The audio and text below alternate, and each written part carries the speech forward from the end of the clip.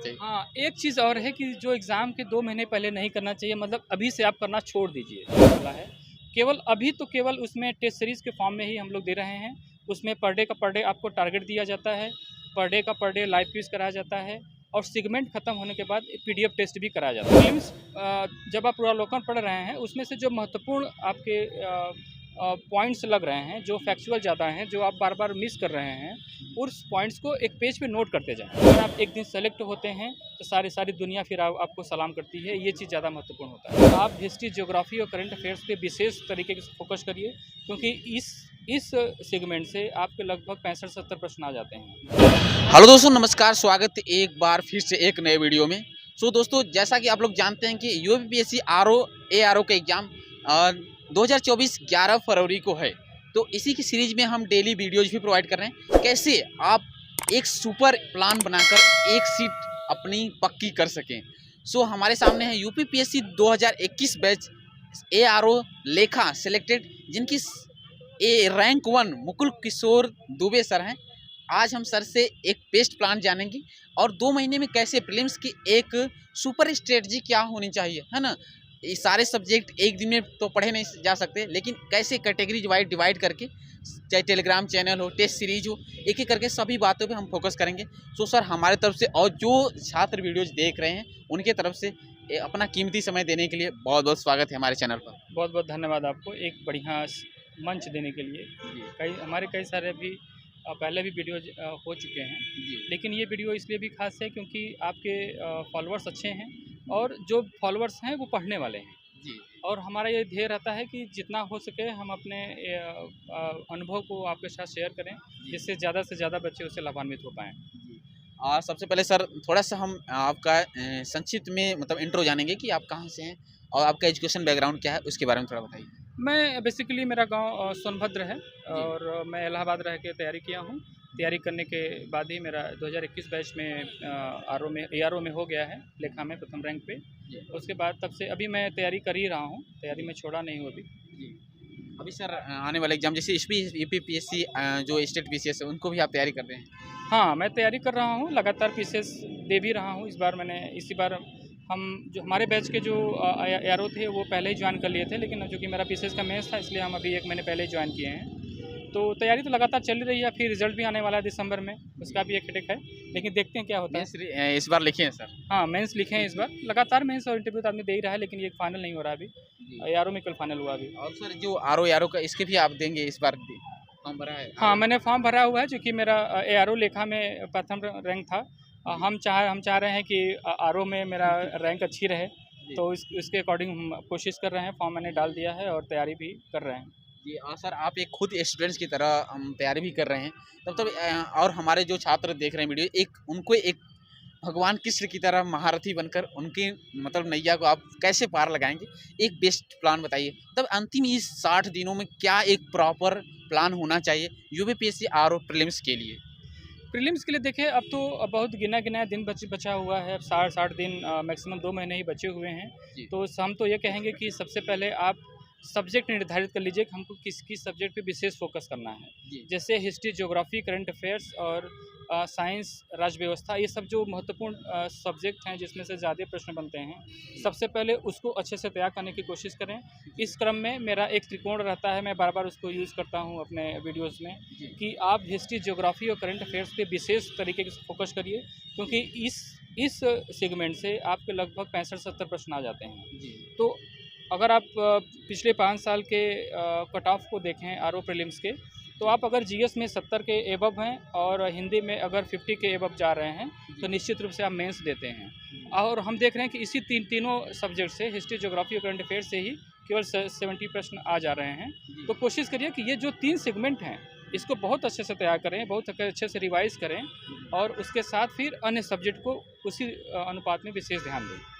और सर, कैसे मतलब रिवाइज कैसे करें, किन चीज़ों, अभी आपने बताया 3 चीज़ों पर ज़्यादा फोकस करें, ध्यान रखें, मतलब अंतिम समय में कैसे रिवाइज करें। एक दिन में तो सभी चीज़ें पढ़ी नहीं जा सकती, तो रिवाइज को लेकर स्टूडेंट्स को कई बार डाइवर्ट रहते हैं, है ना। पढ़ने तो बहुत सारी चीज़ें पढ़ लेते हैं, लेकिन रिवाइज नहीं कर पाते। रिवीजन के लिए मेरा ये मानना है कि आप जब क्वेश्चन पढ़ रहे हैं, जैसे मान लीजिए घटना चक्र पूर्वावलोकन पढ़ रहे हैं, आप हर सब्जेक्ट का पूर्वावलोकन बिना बिना पढ़े प्रीलिम्स निकलेगा नहीं। तो प्रीलिम्स जब आप पूर्वावलोकन पढ़ रहे हैं, उसमें से जो महत्वपूर्ण आपके पॉइंट्स लग रहे हैं, जो फैक्चुअल ज़्यादा हैं, जो आप बार बार मिस कर रहे हैं, उस पॉइंट्स को एक पेज पे नोट करते जाएं।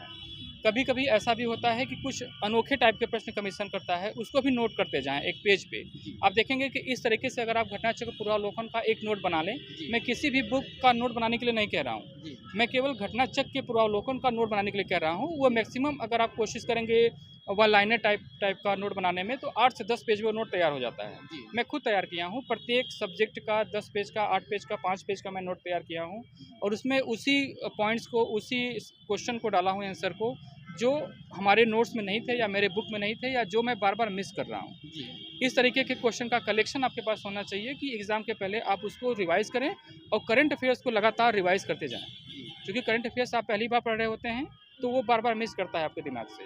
तो उसको रिवाइज़ करते जाएं। उसके साथ साथ आप अपना ये जो 10 पेज 5 पेज का आप अपना सेगमेंट बनाए रहते हैं, इसको भी रिवाइज़ करते जाएं, जिससे आपकी तैयारी बेहतर हो पाएगी। सर करंट अफेयर्स के लिए मतलब कोई यूट्यूब चैनल या फिर मैगजीन क्या आप प्रेफर करते हैं अभी अब तैयारी करंट अफेयर्स के लिए मैं पिछले 8 साल से तैयारी कर रहा हूँ, और लगातार मैं एग्ज़ाम दे रहा हूँ, और कम से कम प्रीलिम्स तो लगातार क्वालिफाई कर रहा हूँ। तो उसके अकॉर्डिंग मेरा अनुभव रहा है कि आप एक पतली वाली समसामयिक क्रॉनिकल आती है, उसको फॉलो करें।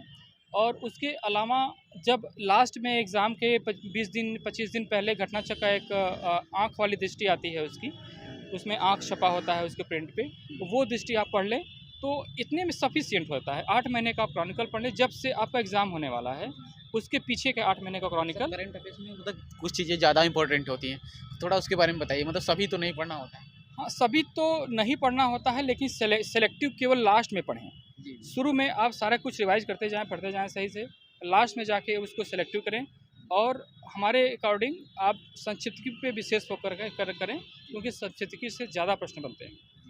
और भी सर जैसे और हिंदी के क्वेश्चन, जैसे आपने बताया कि 60 में 55 क्वेश्चन सही ज़्यादा ट्रू करने की मतलब पॉसिबिलिटी रखें, मतलब हिंदी के लिए कैसे अपने आप को प्रिपेयर करें और किन किन चीज़ों पर ज़्यादा फोकस करें? हिंदी के लिए मेरा मानना है कि आप जो है वो केवल सेलेक्टेड सोर्स को ही फॉलो करें। बहुत ज़्यादा बुक पढ़ने से और बहुत ज़्यादा जो है इधर उधर भागने से तैयारी ख़राब होती है, क्योंकि कई मैटरों में कई शब्द गलत दिए होते हैं, तो भ्रांतियाँ भी पैदा होती हैं।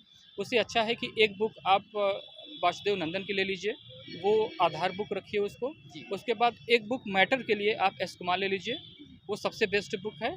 उसके बाद घटना चक्र पूर्वावलोकन मतलब PYQ, उस पर आप फोकस किए रहिए। ये 3 बुक आप केवल तैयार कर लें सब्जेक्ट वाइज, चैप्टर अपना टॉपिक वाइज, जिससे अगर आप ये तैयार कर लेते हैं तो हमको लगता है कि 55 क्वेश्चन सही हिंदी में हो जाएगा। कोई बहुत बड़ा इशू नहीं है, बहुत सरल पेपर भी आता है हिंदी का। सर थोड़ा सा बात इसके बारे में भी जानेंगे कि मतलब अंतिम चीज़ों के क्या नहीं करना चाहिए स्टूडेंट्स के, क्या करने से बेहतर होता है, क्या नहीं करना चाहिए? हाँ, एक चीज़ और है कि जो एग्ज़ाम के 2 महीने पहले नहीं करना चाहिए, मतलब अभी से आप करना छोड़ दीजिए। ये कि नया स्रोत कोई मत उठाइए आप लोग। दूसरी बात ये है कि अगर आप बुक से पढ़ते हैं और आप लगातार उसको पढ़े हुए हैं, आपको उसको रिवाइज़ करने में 5 से 6 दिन लगते हैं एक बुक को, तभी उस बुक को फॉलो करें। नहीं तो घटना चक्र पूर्वावलोकन को उठा लें, जो सब्जेक्ट आपका पूरा नहीं हुआ है उसको पूरा अच्छे से PYQ कर लें उससे। मतलब ये कि नहीं करना है, ये नहीं करना है कि आपको जो है कि स्रोत नहीं उठाने हैं, और कोई नया बुक नहीं उठाना है इस समय। सर कोई अभी बहुत सारे यूट्यूब चैनल जो है तैयारी करा रहे हैं, डेली वीडियोज भी डाल रहे हैं अपने, तो मतलब क्या कोई यूट्यूब चैनल आप प्रेफर करते हैं? और साथ साथ ये भी बताएंगे मतलब यूट्यूब चैनल से तैयारी करना चाहिए कि नहीं? डेली देख रहे हैं वीडियो लाइव, बहुत सारे संस्थान अपने कोचिंग द्वारा प्रोवाइड कर रहे हैं। मेरा ये मानना है कि अब इस समय यूट्यूब चैनल से तैयारी करना ठीक नहीं रहेगा। आप लोग ज़्यादा से ज़्यादा जितना हो सके अपना समय किताब पे दें, अपने नोट्स पे दें, घटना चक्र पूर्वावलोकन पे दें, करंट मैगज़ीन पे दें। उसी से आपकी तैयारी बेहतर होगी। यूट्यूब चैनल से वीडियो देखने से 2 घंटा अपना समय बिल्कुल वो लॉस होगा। हाँ, जो चैप्टर आपको कठिन लगते हैं उस चैप्टर का आप यूट्यूब पे सर्च कर लीजिए, उसके कॉन्सेप्ट को समझ लीजिए। बाकी अगर आप यूट्यूब चैनल के माध्यम से तैयारी कर रहे हैं तो ये सबसे गलत काम कर रहे हैं। इससे तैयारी हमको नहीं लगता है कि हो पाएगी। जी सर कोई टेस्ट सीरीज के लिए जैसे कि आप टेलीग्राम चैनल या फिर कोई आप लोगों का ग्रुप चलता हो तो उसके बारे में थोड़ा बताइए हमारे छात्रों को, जिससे उनकी हेल्प हो सके डेली प्रैक्टिस वाइज वैसे कोई। हाँ, हम लोगों का एक 5 लोगों का ग्रुप है, जिसमें 3 PCS हैं हम लोग, और 2 हम लोग यहाँ पे सचिवालय में सिलेक्टेड हैं, ARO हैं 2021 बैच के। ये तीनों लोग मिलकर हम लोग एक टेलीग्राम ग्रुप आरंभ ए प्रचंड, आरंभ है प्रचंड हम लोग बनाए हुए हैं। तो इसमें क्या-क्या प्रोवाइड करते हैं? थोड़ा स्टूडेंट्स को अगर कंटेंट की बात करें तो डेली मतलब क्या-क्या चीज़ें आप हम लोग उसको एक टेस्ट सीरीज़ के रूप में हम लोग अभी स्टार्ट किए हैं उसको। आरओ के पहले ही एक हम लोगों का नया पीसीएस का बैच भी 12 दिसंबर से स्टार्ट होने वाला है। केवल उसमें टेस्ट सीरीज़ के फॉर्म में ही हम लोग दे रहे हैं। उसमें पर डे का पर डे आपको टारगेट दिया जाता है, पर डे का पर डे लाइव क्विज़ कराया जाता है और सेगमेंट खत्म होने के बाद पीडीएफ टेस्ट भी कराया जाता है। जितना हो सकता है हम क्वेश्चन का कलेक्शन आपके सामने रख रहे हैं और कठिन से कठिन, सरल से सरल पीवाईक्यू के साथ कि आप लोग हर तरह के क्वेश्चन से अटैच हो जाएं। और जब आप अटैच होते हैं तब आपके दिमाग में क्लिक करता है कि हाँ मैंने ये क्वेश्चन सॉल्व किया है, तब वहाँ पे एग्ज़ाम में बेहतर तरीके से सॉल्व हो पाता है वो। मेरा ये ध्येय है कि आप लोग ज़्यादा से ज़्यादा क्वेश्चन सिलेक्ट करें। मतलब ये कि आप हमारे टेस्ट सीरीज़ के माध्यम से हमारी ये कोशिश है कि आप तो स्टैंडर्ड प्रश्नों के साथ कनेक्ट हों। दूसरी बात ये है कि क्वेश्चन की बमबारी आपके ऊपर ना हो। कई सारे जो चैनल्स हैं वो 50-50 क्वेश्चन का जो है क्विज़ फॉर्म में करा रहे हैं, तो वो जो 50 क्वेश्चन का है आप प्रतिदिन 25 मिनट आप अपना क्वेश्चन पे दे रहे हैं, फिर और पीवाईक्यू सॉल्व कर रहे हैं। इससे थोड़ा समय का लॉस होता है हमारी समझ से। अगर आप 20, 25, 30 प्रश्न पे आप क्विज़ अटेंड कर रहे हैं और 15-20 मिनट आप जो दिन भर आप पढ़ाई कर रहे हैं, रात में 15-20 मिनट में उसका मूल्यांकन कर ले रहे हैं। इस तरीके के क्विज़ चाहे जिस भी ग्रुप में मिले आप लोग उसको ज्वाइन करें। केवल मेरा ग्रुप ही नहीं, जो 50 क्वेश्चन 100 क्वेश्चन करा रहे हैं ऐसे ग्रुप से आप लोग बचें।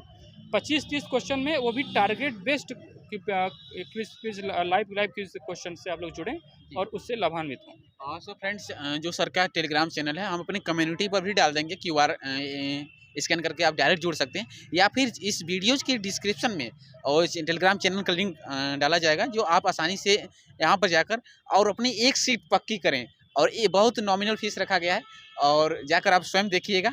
और दोस्तों, सफलता के लिए बहुत ही कम फीस में इतनी अफोर्डेबल अधिकारी जो सेलेक्ट हैं, सबसे ज़रूरी ये बातें होती हैं कि मतलब कौन सेलेक्ट है उससे ज़्यादा गाइडेंस लेना बहुत नेसेसरी होता है। सो सर, एक लास्ट क्वेश्चन आपसे रहेगा कि जो स्टूडेंट्स लगातार मतलब डिमोटिवेट हो जाते हैं, जैसे बताते हैं कि टेस्ट सीरीज ज्वाइन करें तो मतलब क्वेश्चन अच्छे नहीं बनते हैं, तो उनके मोटिवेशन बनाए रखने के लिए प्रेशर से डाइवर्ट हो जाते हैं, तो मतलब क्या करें मोटिवेशन के लिए? मोटिवेशन के लिए आप एक ध्येय निर्धारित आप कर ही लिए हैं कि मुझे सचिवालय जाना है, और उस सचिवालय पर जाने के लिए आपको अंतः प्रेरणा क्या है उसको हमेशा ध्यान रखें। कई लोगों की अलग अलग प्रेरणाएं होती हैं। जैसे कई लोगों की प्रेरणा होती है कि हमको अपने फैमिली को अच्छे जगह पे पहुंचाना है, हमको अच्छे जगह पे सेलेक्ट होकर अपने गांव का नाम, अपने घर का नाम, अपने पिताजी का नाम, माताजी का नाम रोशन करना है। तो ये जो मोटिवेशन है इसको आप लोग लगातार ध्यान रखें। और हमारे तरफ से ये रहेगा लास्ट में कि आप लोग इस चीज़ को ज़रूर हमेशा ध्यान रखें कि अगर आप एक दिन सेलेक्ट होते हैं तो सारी दुनिया फिर आपको सलाम करती है। ये चीज़ ज़्यादा महत्वपूर्ण होता है। सर, कोई भी मोटिवेशन लाइनों के साथ अपनी इस इंटरव्यू को समाप्त किया जाए, जो इंस्पिरेशन लाइन हो जो आपको डेली रूटीन में फॉलो करते हैं या फिर ज़्यादा अच्छी? हाँ, एक विवेकानंद जी का मुझे कोटेशन बहुत मतलब अच्छा लगता है। वो प्रेरित हमेशा करता रहता है मुझे, उठो, जागो और तब तक मत रुको जब तक लक्ष्य की प्राप्ति ना हो जाए। Thank you so much sir, हमारे स्टूडेंट्स को सुझाव देने के लिए और कीमती समय देने के लिए एक बार फिर से तहे दिल से स्वागत है आपका। Thank you. So friends, sir ने एक चीज़ें प्री मेंस टेस्ट सीरीज सभी चीज़ों पर फोकस किया। आई होप कि यह वीडियो आपको काफ़ी पसंद आएगा और टेलीग्राम चैनल ज्वाइन करना ना भूलें। चलिए मिलते हैं किसी नए वीडियो के साथ, तब तक की जय हिंद, वंदे मातरम।